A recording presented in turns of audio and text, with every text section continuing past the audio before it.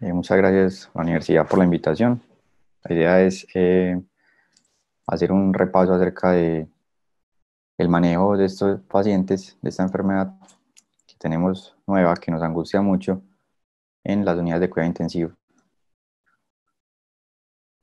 Entonces, el objetivo de la charla quiere ir un poco más allá. Yo he estado revisando las charlas que ya ha presentado la universidad, en las cuales ya ha avanzado mucho las bases fisiopatológicas y epidemiológicas de la enfermedad e incluso en el tratamiento. Entonces quisiera puntualmente intentar dar unas pautas claras y lograrles demostrar unos objetivos claros en cuanto al manejo de estos pacientes en la unidad de cuidado intensivo. Entonces, estos son los objetivos que uno se plantea. ¿Cómo pudiéramos predecir qué pacientes pueden deteriorarse y qué pacientes van a necesitar ingresar a la unidad de cuidado intensivo? ¿Cuáles son los esquemas de tratamiento que tienen una evidencia demostrada? Plan, digamos que poder traducir todo lo que vemos en los estudios en una realidad clara, que sea una realidad ajustada a nuestro país y a nuestras instituciones locales, y mostrar la utilidad del ultrasonido en los pacientes que están en la unidad de cuidado intensivo con esta enfermedad, discutir acerca de la ventilación mecánica no invasiva, que cambia cuando intubamos pacientes. Hemos tenido unas charlas excelentes de parte del grupo de la Universidad de Antioquia acerca de la intubación y el soporte ventilatorio básico y una más avanzada de soporte ventilatorio. Yo quisiera puntualizar unas cositas en estos pacientes. Brindar unas pautas a grandes rasgos del soporte ventilatorio inicial, del soporte ventilatorio cuando los pacientes hacen SRA, definir si vamos a usar relajantes, mostrar la evidencia del prono, el uso de esteroides y también contarles algo acerca de los cuidados paliativos, porque vamos a tener que prepararnos para la posibilidad de brindarle cuidados paliativos a los pacientes. Por último, pues vamos a tener unos panelistas que nos van a ayudar a responder las preguntas que tengamos del público. Y el enfoque inicial, no voy a hablar mucho acerca del virus y de la enfermedad como tal, sino cuando ya me llega un paciente que tiene un caso sospechoso o confirmado. Esas definiciones las pueden leer de la guía de la Sociedad Colombiana de Infectología. ¿Qué hacemos? O sea, ¿cómo lo enfocamos? Vemos el paciente, evaluamos sus síntomas y sus alteraciones de signos vitales. Obviamente los pacientes que tienen disfunción orgánica por deterioro en sus signos vitales son pacientes que ya de entrada pues están delicados y muy probablemente vayan a necesitar manejo en la unidad de cuidado intensivo. Pero ¿qué hacemos con estos pacientes? Hacemos una batería de exámenes, que esta gráfica que les traigo es la que nos sugiere la guía colombiana de infectología, y les quiero mostrar de dónde vienen estas recomendaciones, por qué esos exámenes, ¿ya? Acerca de esto, pues digamos, lo único que cambia es que en los pacientes que van a la unidad de cuidado intensivo, ellos además recomiendan una tomografía de tórax con una recomendación, digamos, un poco más fuerte, y la PCR múltiple. Entonces, ¿qué tenemos? Que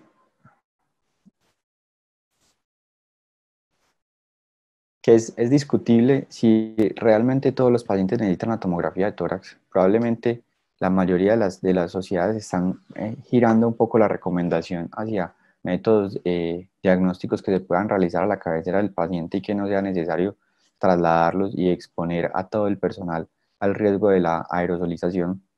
También es discutible si deberíamos adicionar ferritina. Les voy a mostrar que en algunos estudios muestran que es un marcador de mal pronóstico muy importante, y también hay algunos estudios que muestran que dentro de la fisiopatología de la enfermedad está muy relacionado la ferritina para demostrar un síndrome de activación del macrófago, que es algo un poco más avanzado y más complejo que probablemente de lo cual vamos a estar aprendiendo las próximas semanas, según nos vayan contando la literatura de los que están viviendo la pandemia en este momento, en una escala mucho mayor que nosotros. Y consideramos muy pertinente y muy necesario la inclusión en estas guías de la PCR múltiple de tracto respiratorio inferior, porque esta sí nos puede brindar una gran orientación hacia el diagnóstico etiológico de mi paciente, o sea, cuál es el germen que mi paciente lo trae a la unidad de cuidado intensivo, y cuando tenemos un resultado negativo para bacterias y para los virus que ya conocíamos previamente, y para influenza, entonces muy probablemente nuestro paciente sí va a tener una enfermedad por COVID. Este estudio, el primero que les quiero mostrar, es un estudio descriptivo epidemiológico en donde se generó el brote en Wuhan, China. Entonces, este estudio lo que encontraba era que pacientes desarrollaban más riesgo de progresión de la enfermedad y de presentación de una SRA y muerte. Entonces, él empezó a hacer, pues, digamos que la recopilación de los datos, y encontramos que los HR, pues el riesgo está más marcado en los pacientes de mayor de 65 años. Ahí vemos con una P estadísticamente significativa y un riesgo de 3.26, en los pacientes que tienen neutrofilia, en los pacientes que tienen linfopenia, ese es un marcador importante, y en los pacientes que tienen LDH alterada y ferritina. Además, aunque en este estudio no lograron demostrarlo, en otros estudios posteriores se ha propuesto que el dímero D y digamos, los exámenes que miden inicialmente la coagulación también pueden ser marcadores para definir qué pacientes tienen mayor probabilidad de tener un deterioro y mayor probabilidad de avanzar hacia una enfermedad muy grave. El segundo estudio que les quería mostrar sale publicado en Lancet de este mes y evalúa cómo le fue a los pacientes que tuvieron que ser ingresados a la unidad de cuidados intensivos también en una población de Wuhan. Entonces, él hace un seguimiento de 300 pacientes, 55 requirieron ingreso a la unidad de cuidado intensivo, alrededor del 5 a 7%, que es como lo que está descrito. Pero ¿qué encontraron y qué es relevante en esto? Que esos pacientes usualmente tenían más de 60 años, eran hombres, tenían más o menos el 40-50%, tenían comorbilidades, y era frecuente también que tuvieran fiebre. Esto no es, pues, ningún descubrimiento, pero me pareció importante porque el no tener fiebre es un predictor negativo para necesitar soporte en la unidad de cuidado intensivo. Además, estaban muy enfermos, tenían un Apache muy alto, y en el seguimiento que le hacen a los pacientes que requirieron manejo en la unidad de cuidado intensivo, tuvieron una mortalidad bastante alta, una mortalidad del 63%, que para las enfermedades que ingresan a UCI es demasiado alta. No, la mortalidad esperada en la unidad de cuidado intensivo obviamente depende de la gravedad con la que el paciente llega y el Apache, pero una mortalidad del 63% es demasiado alta. ¿Qué encontraron en los que se murieron? Que eran de mayor edad, que tenían más comorbilidades, que la gran mayoría desarrollaban SRA. Entonces de ahí podemos sacar como la primera conclusión, y es que los pacientes se nos mueren de una complicación pulmonar, y también se asociaba a disfunción orgánica múltiple, que no es tan frecuente como en las otras enfermedades que llevan a los pacientes a cuidado intensivo. O sea, el desarrollo de disfunción renal, que es el otro marcador grande de lesión orgánica, no es tan frecuente.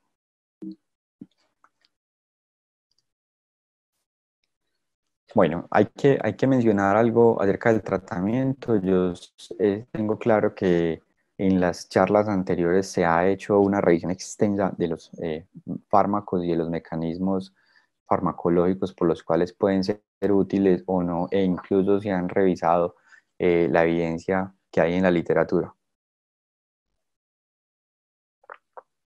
Pero entonces, en este caso, yo simplemente quería mostrarles que de todo este arsenal que tenemos, de todo lo que vamos leyendo que nos llegan estudios observacionales, reportes de caso, hay que tratar de depurarlo. Y de hecho un esfuerzo grande lo hizo la Sociedad Colombiana de Infectología, y digamos que dejó unas recomendaciones acerca de usar dos fármacos, lopinavir y ritonavir, y el uso de hidroxicloroquina cuando está disponible, o cloroquina. ¿Qué tenemos para decir respecto a esto? Varias cosas. La primera es que yo personalmente hago parte del grupo en el Hospital San Vicente, donde se realizó un grupo multidisciplinario para evaluar la literatura acerca de estos fármacos y brindar una recomendación propia para el hospital. en la cual se definió solamente el uso de hidroxicloroquina o cloroquina cuando ya no tengamos pronto la disponibilidad de hidroxicloroquina porque se nos agote para estos pacientes. Se decidió no colocar el lopinavir ritonavir porque no hay una evidencia fuerte que demuestre su utilidad. De hecho, hay un ensayo aleatorizado que salió recientemente en New England Journal donde no demostró desenlaces favorables, tampoco desfavorables, pero no logró demostrar desenlaces favorables y tiene efectos adversos y tiene pues que son frecuentes en cuanto a los síntomas gastrointestinales y tiene riesgos de interacciones. Entonces, digamos que por ahora no hay una fuerte recomendación hacia su uso, pero hay que esperar que es probable que tengamos más adelante más bibliografía acerca de esto. Entonces la recomendación fuerte está hacia el uso de hidroxicloroquina, que es la dosis que les menciono aquí, es el único fármaco pues, que tiene como una evidencia un poquito más sólida. Y mencionarles que hay una plausibilidad respecto al uso del remdesivir, porque claramente pues si es un fármaco, es un antiviral que está enfocado pues a inhibir la transcripción del RNA y ese fármaco sí afecta directamente, pues digamos que tiene una posibilidad de afectar directamente el virus. Problemas que fue creado pues para otra enfermedad en la cual no fue útil, pero hay algunos estudios que se han mostrado en un coronavirus previo que puede ser útil.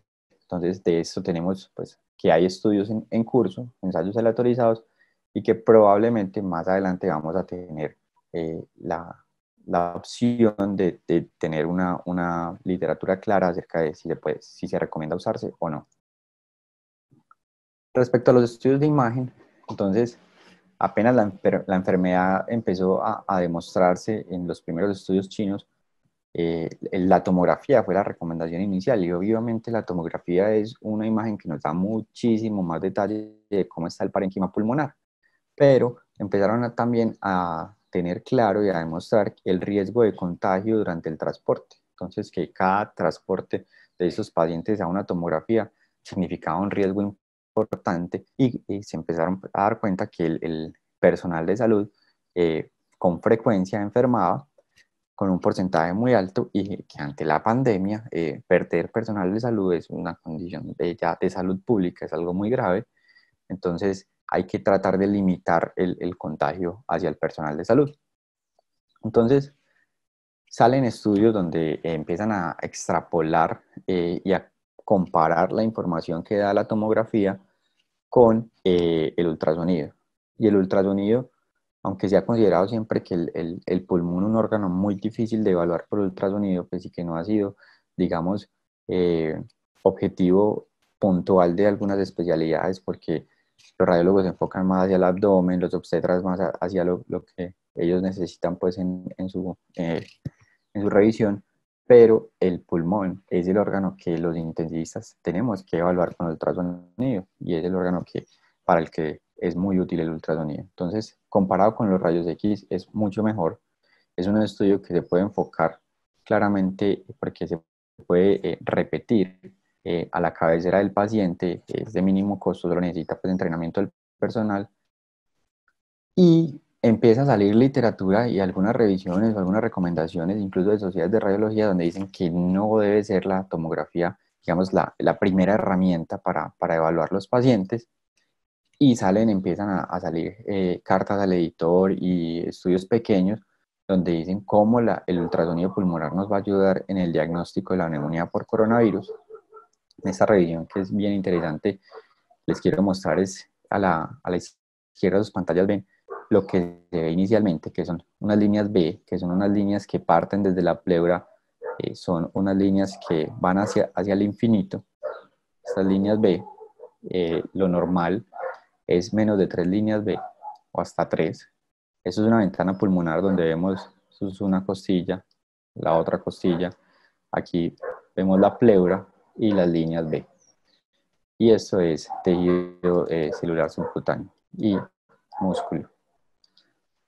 Entonces, la imagen inicial es que el tejido pulmonar empieza a tener un fenómeno inflamatorio en el cual, digamos que hay una ocupación alveolar el líquido, y empezamos a ver esas líneas B que son es el reflejo, es un artefacto del líquido intraalveolar. Posteriormente, cuando la enfermedad avanza, lo que empezamos a ver son muchas más líneas B.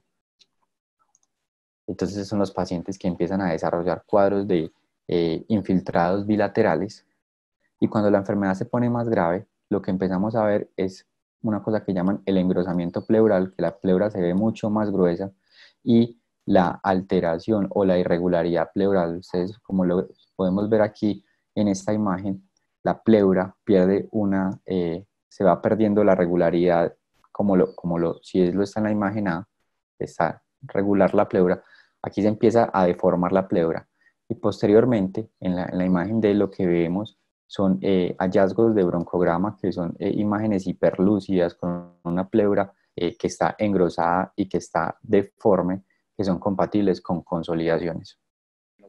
Aquí les quiero mostrar unos videos que reportan a una sociedad de ecografía en el cual la imagen es deslizamiento pleural y la aparición de líneas B, la imagen digamos que de una fase inicial de la enfermedad, cuando el paciente empieza a tener algo de disnea, algo de hipoxemia, pero no está grave, y es eso, que hay un cuadro similar a una SDRA en el cual tenemos infiltrados bilaterales, y posteriormente tenemos hallazgos que ya van a favor, es hacia que tenemos una pleura alterada, una pleura distorsionada, y hallazgos de consolidaciones subpleurales.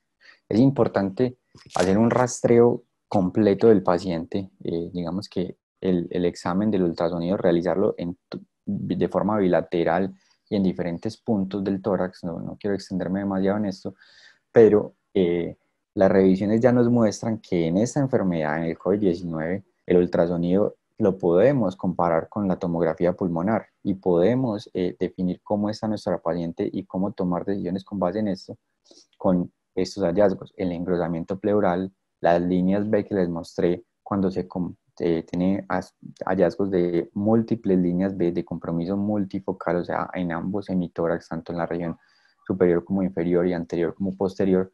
En esos hallazgos, digamos que se correlaciona muy bien con el vidrio esmerilado bilateral en la tomografía de tórax, y a su vez el hallazgo de consolidaciones, dependiendo de donde las logremos encontrar, si es solamente en la base o si es bilateral o bivasal. Entonces, esas consolidaciones también se correlacionan con los hallazgos tomográficos, y es muy interesante cómo los autores, además de eso, en el seguimiento que le hacen a los pacientes, demuestran que cuando los pacientes empiezan a mejorar, cuando los pacientes ya están resolviendo la lesión pulmonar y están mejorando la oxigenación, empiezan a reaparecer las líneas A. En ecografía, las líneas A es el hallazgo ecográfico normal del pulmón, o sea, el pulmón empieza como a estar sano y a estar nuevamente bien. En este video, entonces, lo que les estaba mostrando es las imágenes de consolidación y de irregularidad de la pleura, y esta imagen es de consolidación en la base. Esta gráfica entonces no se las alcancé a mostrar. Básicamente lo que mostrábamos era que cuando hay líneas B en ambos emictoras y que son multifocales, se asocia con los hallazgos de vidrio esmerilado, que cuando hay consolidaciones también logramos definir que si las consolidaciones son unilaterales o bilaterales, para hablar de compromiso multilobar, y que las líneas A, que son los hallazgos pulmonares normales, empiezan a reaparecer en el parénquima pulmonar cuando el paciente está mejorando. Entonces ya salen estudios de ultrasonido en esta enfermedad, donde se hace una recomendación clara hacia el uso del ultrasonido, que es muy útil desde el inicio de la enfermedad, incluso en los servicios de urgencias, para el tamizaje de los pacientes. Cuando los pacientes llegan a urgencias y no tienen un gran compromiso clínico, no tienen una hipoxemia, pero ya tienen hallazgos patognomónicos de la enfermedad, como son las líneas B, como consolidaciones, ese paciente tiene una alta probabilidad de deteriorarse, por lo cual debe estar pues hospitalizado. Y el TAC debería reservarse para cuando el ultrasonido no logre contestar en un interrogante clínico o tenemos un diagnóstico diferencial. Es también un estudio acerca de la correlación del ultrasonido con la tomografía. Aquí logramos ver una zona de unos infiltrados y una zona de una pequeña consolidación que se demuestra en el ultrasonido como líneas B con alteración o irregularidad pleural. Una imagen también aquí de cómo va progresando y cómo se va generando de forma bilateral. Esta imagen es muy bonita en el recuadro que vemos en rojo en la parte superior. Vemos cómo la pleura se va, digamos que, alterando su forma normal, esa irregularidad pleural y ese punteado que genera pues, un brillo hiperecoico es lo que nos muestra la consolidación. Entonces, esto nos muestra que el ultrasonido es muy, muy útil para hacer el seguimiento.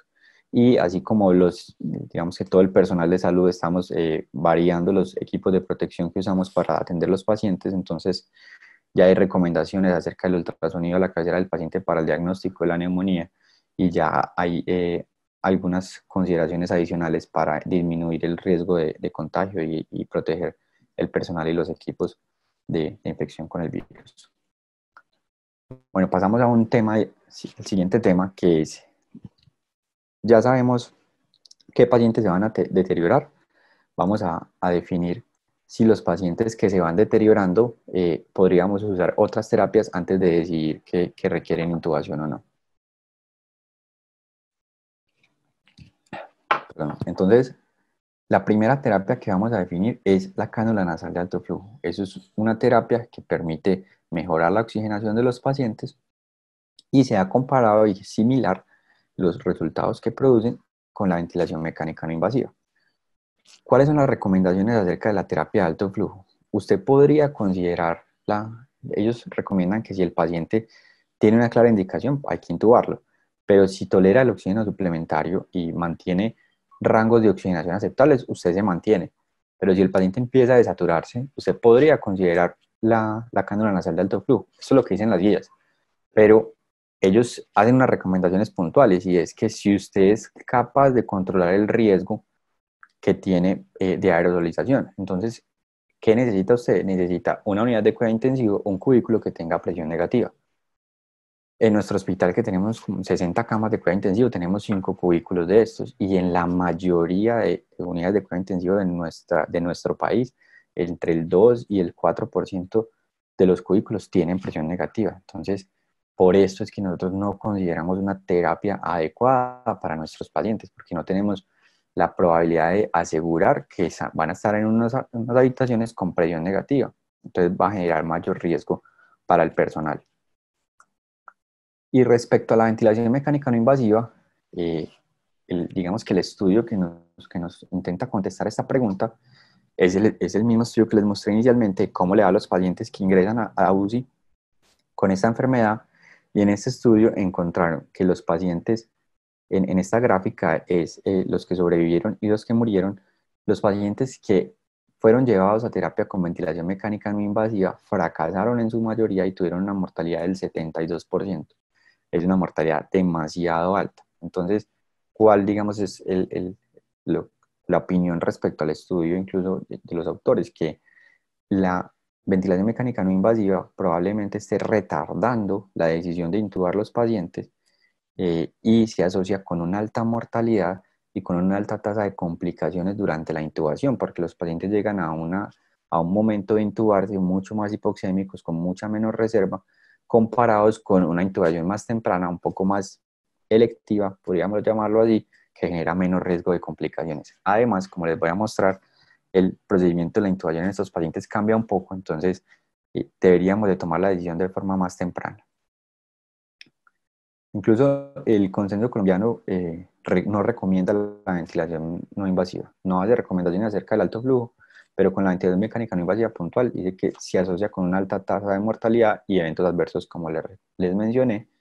Y respecto al alto flujo, nuestra recomendación es que no se le brinde esta terapia a los pacientes. Respecto a la intubación, entonces, ¿qué cambia? ¿Qué cambia la intubación en estos pacientes? Varias cosas. La recomendación es que la intubación la haga el personal más experto porque lo puede hacer de forma más rápida, con menos riesgo para quien hace la maniobra y para el personal.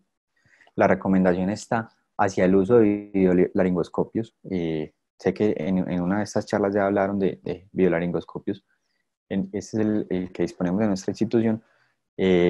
La idea es que se pueda realizar en la medida de lo posible, si hay personal entrenado y si está el dispositivo, el uso de videolaringoscopios para disminuir el riesgo de contaminación del operador con las secreciones del paciente.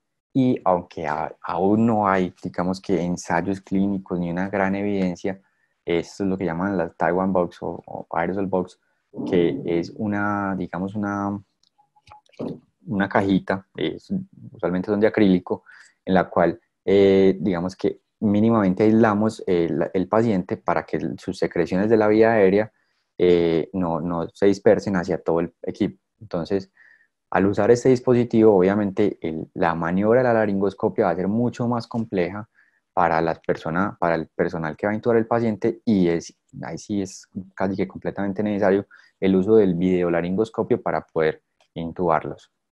Ellos recomiendan una secuencia rápida de intubación inversa. ¿Qué es esto? Es que usted antes de la inducción coloque el relajante para que el tiempo en que el paciente, digamos, en que se realiza la maniobra vaya a ser más rápido, porque el tiempo en el que el paciente deja de respirar es mucho más corto. Recomiendan un filtro en el dispositivo de oxigenación. O sea, si usted va a preoxigenar con un ambu, con aire rizo, con no invasivo, ellos recomiendan un filtro en ese dispositivo, que es algo que no hacemos de forma habitual. Eso con el objetivo de disminuir pues, el riesgo de contagio del virus por el personal que realiza el procedimiento. Y además de eso, recomiendan evitar el uso de la presión positiva. O sea, tratar de llevar al paciente con su respiración espontánea sin brindarle presión positiva para disminuir las fugas en el sistema. Una vez se logra intubar el paciente, recomiendan rápidamente insuflar el neumotaponador para evitar pues, que las secreciones de la vía aérea salgan hacia la cavidad oral y hacia las personas que están brindando la atención del paciente. Muy interesante es además que recomiendan el uso de capnografía para verificar que el paciente está intubado, y hay algunos autores más osados que recomiendan el uso del ultrasonido pulmonar. O sea, que los pacientes, una vez, digamos que esto es cambiar un poquito el chip, porque una vez se logra intubar el paciente, no corramos a auscultarlo bilateral, sino a rastrearlo con el ecógrafo. Y esto es una imagen propia que les quería mostrar, que esto es un deslizamiento pleural normal. Estas son unas líneas A normales en el cual usted logra ver que la pleura desliza, y esto, cuando usted ventila al paciente y usted logra ver en cada hemitórax que la pleura desliza, pues verifica que el paciente está bien intubado y que la intubación no es monobronquial. Aquí les quería mostrar una revisión reciente acerca del manejo perioperatorio o manejo de la vía aérea en estos pacientes, que es muy interesante y de donde saco las recomendaciones. Luego de intubar, entonces, ¿cómo ventilamos el paciente? Ya que se realizó una charla acerca de ventilación y se brindaron pues algunas recomendaciones y algunas explicaciones fisiopatológicas acerca de esto. Entonces voy como a dirigirme un poco más hacia las metas. Entonces, importante uno, antes de empezar a ventilar, medir el paciente. ¿Por qué? Hay que medir el paciente para poder calcular el peso ideal. El peso ideal, pues hay una formulita o hay unos enlaces en internet donde los podemos entrar en unas calculadoras, que con la talla del paciente calculamos el peso ideal. El peso ideal es para poder ventilar el paciente con un volumen corriente entre 6 y 8 mililitros por kilo y poderle brindar protección pulmonar. Ya se ha mostrado en las charlas previas, los estudios iniciales, el ARMA traía los estudios de hace casi 20 años, donde se demostró que ventilar con volúmenes bajos versus volúmenes altos disminuye la mortalidad de los pacientes. Entonces, lo primero que tenemos que tener en cuenta es, para ventilar, es no hacer daño, no lesionar más el pulmón. Y las estrategias protectoras para esto, perdón, son mantener un volumen corriente bajo, tratar de titular el PIP a la medida que se titula la FiO2, por eso dejo como unas metas acá, pero probablemente las más importantes sean tener una presión meseta por debajo de 30 y una presión de conducción o driving pressure, algunos también lo llaman una presión motriz, por debajo de 15. Ya vamos a explicar un poquitico más de eso. Pero lo otro que es muy, muy importante que lo tengamos claro, es el adecuado estado hemodinámico. ¿Por qué? Porque cuando decidimos intubar a un paciente e iniciamos la ventilación mecánica, los pacientes que están hipovolémicos usualmente tienen una grave inestabilidad hemodinámica cuando se empieza la presión positiva. Entonces, no podemos permitir que los pacientes estén hipovolémicos cuando empiezan. ¿Cómo titular el soporte? Entonces, sería ideal poder clasificar la enfermedad por fenotipos y definir quiénes son respondedores a PIP y quiénes no. Y con base en esto titular de forma temprana si le vamos a manejar PIP alto o PIP bajo y si vamos a usar PRON. Dejo aquí las tablas del ARSNet porque son, digamos, que las recomendaciones más fuertes que hay acerca de cómo ir titulando la FIO2 y el PIP. Y esto nos va mostrando es cómo vamos aumentando la FIO2 y a medida que vamos aumentando de forma escalonada la FIO2, lo vamos haciendo igual con el PIP. Y en esto, digamos que la literatura que va saliendo todos los días respecto a esta enfermedad nos deja un poco desconcertados, porque hace 2 semanas todos los autores estaban hablando de PIB alto, de que los pacientes se beneficiaban de PIB alto y recomendaban, incluso se comprometían con números, niveles alrededor de 15 de PIB, pero en la última semana hemos escuchado al profesor Catinoni, un italiano que tiene una gran experiencia en ventilación mecánica, y ayer una conferencia de la Sociedad Europea de Cuidado Intensivo con unos expertos que ya están viviendo la enfermedad a gran escala, donde ellos encuentran que hay digamos, como varias presentaciones de la enfermedad. Incluso aquí esta la encontré anoche, y es como un resumen de cómo ventilar a los pacientes. Esto lo muestra la Sociedad Europea, y ellos empiezan a describir que la enfermedad se puede comportar de diferentes formas. Un fenotipo que lo llaman como L de bajo y un fenotipo H de alto, en el cual unos pacientes tienen menor alteración en la ventilación, perfusión, se reclutan menos, no son respondedores a PIP, y otros pacientes que tienen una extensibilidad más alterada, que son más reclutables, que son más respondedores a PIP. Entonces, ellos hacen, pues digamos que la diferencia entre los pacientes que son respondedores y no respondedores. Por eso, para definir cuál es la estrategia, la mejor estrategia con el paciente, lo mejor es intentar encontrar el PIP óptimo y evaluar qué pacientes responden bien al aumento del PIP y qué pacientes no responden bien. ¿Y cuál es la forma de evaluar si responden bien? Son muchos marcadores clínicos, gasimétricos y ya, digamos, un poquito más especializados del soporte ventilatorio que nos van a demostrar quiénes responden bien. También nos preguntamos si estos pacientes digamos que una de sus graves complicaciones es la hipoxemia refractaria, se benefician de maniobras de reclutamiento y mantener el alvéolo abierto y sobredistendido con el PIP alto. La recomendación viene del estudio ART, donde digamos que las maniobras de reclutamiento y la tendencia a usar un PIB muy alto aumentaba la mortalidad. Entonces, en general no se recomiendan las maniobras de reclutamiento, excepto que ya sea una medida ya casi que una medida desesperada ante un paciente con una hipoxemia muy grave, y debe ser con digamos, el personal al lado del paciente vigilando la respuesta hemodinámica por el alto riesgo de complicaciones que tiene. Entonces, siempre, eso es una pregunta que casi que nos hacemos todos los días en las unidades de cuidado intensivo con los pacientes. ¿Y cuál sería el PIP ideal? ¿Dónde sería el PIP ideal de mi paciente? Y es una pregunta a la cual no tengo respuesta. Creo que hay que ser muy juicioso con la evaluación clínica caso a caso, revisando las curvas, encontrando cuál es el punto de la curva donde el paciente mejor se comporta, haciendo mediciones serias de la distensibilidad y encontrando con qué PIP el paciente se vuelve más distensible en su mecánica pulmonar, con qué PIP el paciente mejora la gasimetría, la oximetría de pulso, siempre y cuando tengamos presente en mantener los parámetros de protección, que son presión meseta y presión de conducción. Y a eso quiero referirme, que la presión meseta, aquí en esta gráfica lo que vemos es una curva de una ventilación mecánica, una curva de presión. Usualmente en los ventiladores tenemos curvas de flujo, de volumen y de presión. Esta curva de presión nos muestra las presiones a las que son sometidas el alvéolo. La presión máxima o presión pico, la presión plató, que es la presión aquí en esta segunda curvita, vemos digamos una pausa inspiratoria donde se logra diferenciar muy bien la presión pico voy a señalarla, la presión pico y la presión meseta. En la presión meseta, esta es la presión a la cual se realiza el intercambio gaseoso.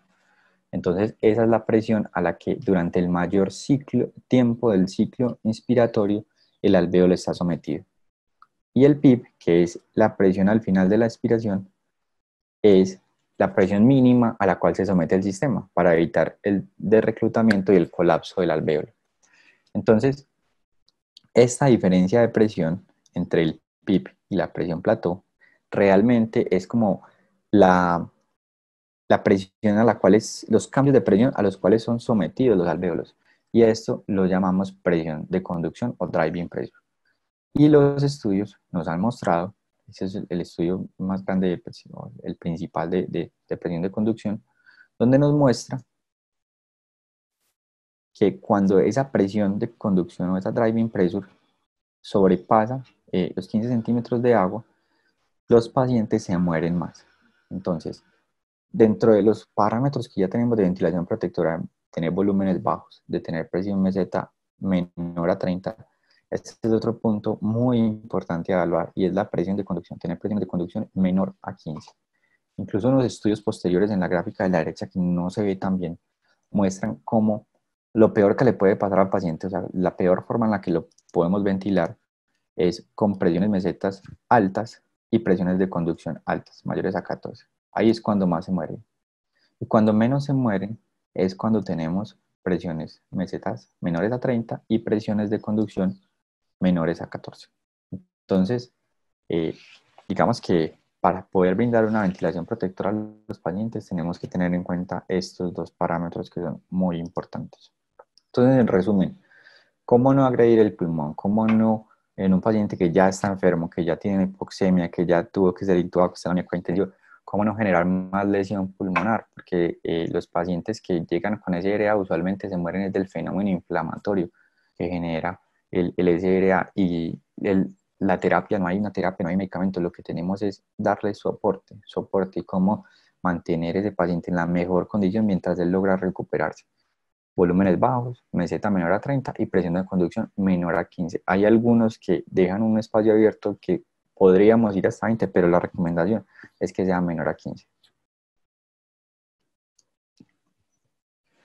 Bueno, otro tópico importante es la ventilación en prono. Entonces, cuando uno hace la búsqueda que la noche anterior la volví a realizar en PubMed acerca de ventilación en prono y COVID, no encuentra mayor cosa, realmente no encuentra nada.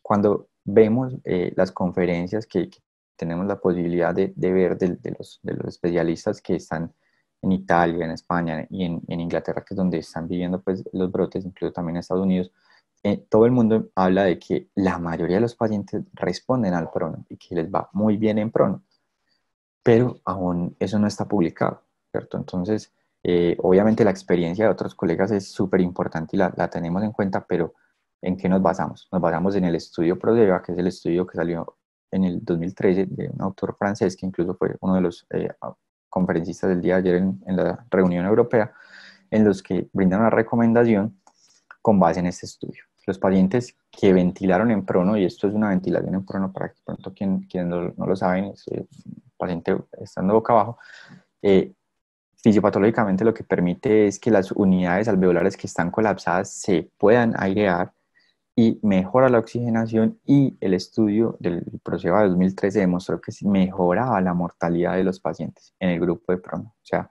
es una intervención que disminuye la mortalidad. ¿Cuándo? Todavía no sabemos en esta enfermedad cuándo usarlo, ¿cierto? Pero lo extrapolamos del estudio grande. Ellos lo hicieron temprano, en las primeras 36 horas, en los pacientes que después de 12 a 24 horas, con las estrategias usuales, no mejoraban, no se lograban mantener en metas de oxigenación, que tenían una PAFI menor a 150, aquí me equivoqué, con una PIB mayor a 5, más del 60% de FiO2, ellos decían, vamos a pronarlo por lo menos 16 horas y 8 de descanso. Y a discreción ellos tenían el uso de relajantes, que fue muy alto en esos pacientes, porque digamos que el pronar el paciente o girarlo y el ventilarlo de forma protectora es un poquito más fácil cuando uno usa relajantes. Lo suspendían si la PAFI mejoraba, necesitaba PIB bajo y FiO2 menor a 0.6, luego de que el paciente estuviera en supino por lo menos 4 horas, se le hiciera un control gasimétrico y permaneciera con estos parámetros en buenas condiciones, ya se podría suspender el prono. ¿Qué es lo que tenemos o qué es lo que nos cuentan los especialistas que están viviendo la pandemia? Que el prono les sirve, que les va muy bien con el prono, que los prolongan más de las 16 horas, incluso 24 horas, pero en parte es porque no hay personal para estar en prono y cambio de posición pues, para estos pacientes. Ese es un estudio de New England y ahí en el estudio está gratis y sale el video pues, por si de pronto hay que aprender a realizar la maniobra y entrenar el personal. Respecto al uso de relajantes musculares, vamos a lo mismo. No hay una evidencia actual clara de que esto mejore la forma en la que ventilamos los pacientes y nos vamos a los dos estudios grandes aleatorizados previos. El primero, que es el Acuradis, salió en 2010. Ese fue antes de, digamos, del estudio grande de Prono, antes de que estuviera demostrado que la estrategia de Prono es muy buena. El Prono fue un poco mayor en los que usaron relajantes, pero es un estudio aleatorizado que comparaba relajantes versus no relajantes y logró una disminución de la mortalidad de 26 versus 18%. Entonces, con base en esto, se recomienda que en los pacientes con SRA grave que tienen hipoxemia refractaria, los relajantes neuromusculares sean usados para lograr mantener los parámetros de protección pulmonar. O sea, los pacientes que están asincrónicos con la ventilación, el uso de relajantes permite que usted los logre ventilar un poco más fácil. El estudio del año pasado, creo que este es el PETAL, no logró validar los desenlaces anteriores. La crítica es que solamente probaron el 16 y el 18% de los pacientes y que la mortalidad fue muy alta en ambos grupos. En ambos estudios usaron cisatracurio, entonces la recomendación estaría inicialmente hacia cisatracurio, dosis inicial de 15 miligramos y una infusión por 48 horas. La recomendación es que entonces se use en los pacientes que no se logra acoplar y que se use como una estrategia para mantener los parámetros de protección pulmonar. La Sociedad Europea de Cuidado Intensivo sacó ya unas guías de sobreviviente a la sepsis para esta enfermedad, en la cual ellos están a favor del uso de los relajantes y digamos que comparando bolos versus infusión, ellos están más a favor de los bolos. Y la recomendación respecto al prono, como ya digamos habíamos revisado la evidencia, entonces es que en los pacientes con SRA moderado o grave, ellos recomiendan al menos entre 12 y 16 horas de ventilación en prono. Otro tema que vamos a tocar es el uso de los esteroides. Entonces, este es muy debatido. Esta revisión inicial que les muestro es desaconsejando el uso de esteroides. Ellos revisan es la evidencia previa, la evidencia en MERS, en SARS, en influenza, en rinovirus. Ellos encontraron que en todas las neumonías virales, en los estudios previos, no había un beneficio del uso de esteroides. Incluso habían más desenlaces adversos, más complicaciones y puntualmente en las revisiones de influenza había un aumento en la mortalidad de los pacientes cuando tenían neumonía viral y usaban esteroides. Entonces, la recomendación es con base en lo previo, hacia que los pacientes con neumonía viral, si usamos esteroides, tienen una mayor mortalidad. Entonces, de aquí salen. Las guías de la OMS no lo recomiendan. Y las guías de la campaña sobreviviendo a la sepsis, muy recientes, que son enfocadas en coronavirus, ellos no lo recomiendan de forma rutinaria, pero sí lo recomiendan en pacientes con SRA.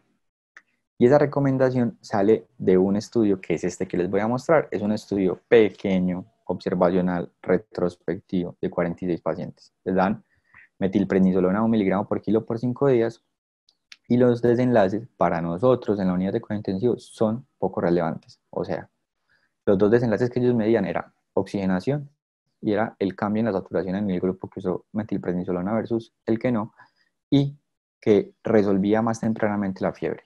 No hay desenlaces de mortalidad, de secuelas, de días de estancia en unidades de cuidado intensivo, no hay desenlaces gruesos. Y lo otro importante es que los pacientes de este estudio, ellos lo definían como una neumonía grave. Y la definición es la misma que nos propone la Sociedad Colombiana de Infectología. Neumonía grave es aquel que tenga disfunción de un órgano.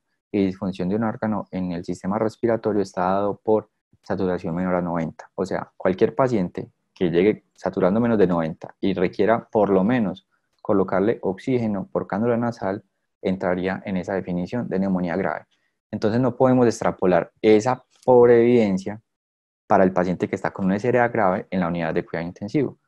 Por lo cual, la recomendación, pues digamos que para resumir los esteroides, los estudios previos tienen malos resultados, aumentan la mortalidad y el estudio en COVID es un estudio que no es extrapolable, por lo cual la recomendación que nosotros tenemos es no darles esteroides. No sé si en un mes esto puede cambiar con los estudios y con la evaluación de que una de las condiciones que puede llegar a que esos pacientes sea la activación del macrófago y la posibilidad de brindarles esteroides a este tipo de pacientes, esto pudiera llegar a cambiar, pero hasta ahora no. ¿Cuándo sí los esteroides? Pues si el paciente tiene otra indicación diferente al SRA, a la neumonía grave, sí sería indicado darle esteroides. Entonces, en los pacientes que tienen otra indicación como choque séptico, pues seguimos la misma recomendación que hay en las guías de sepsis y es cuando el paciente, a pesar del vasopresor inicial, requiere una dosis en aumento de vasopresor, ahí estaría indicado el esteroide, hidrocortisona 50 cada 6 o infusiones de 200 miligramos día. Si el paciente ingresa a la UCI, además con un cuadro de una exacerbación de POC, si usaba previamente esteroides o si tiene otra patología aguda coexistente que tiene indicado el uso de esteroides, pues ahí estaría indicado el uso. Entonces, para resumir, esteroides, no de forma rutinaria, sí cuando hay otra indicación, hay estudios en curso que nos pueden ayudar a resolver, pero la evidencia actual es muy pobre para recomendar el uso de los esteroides.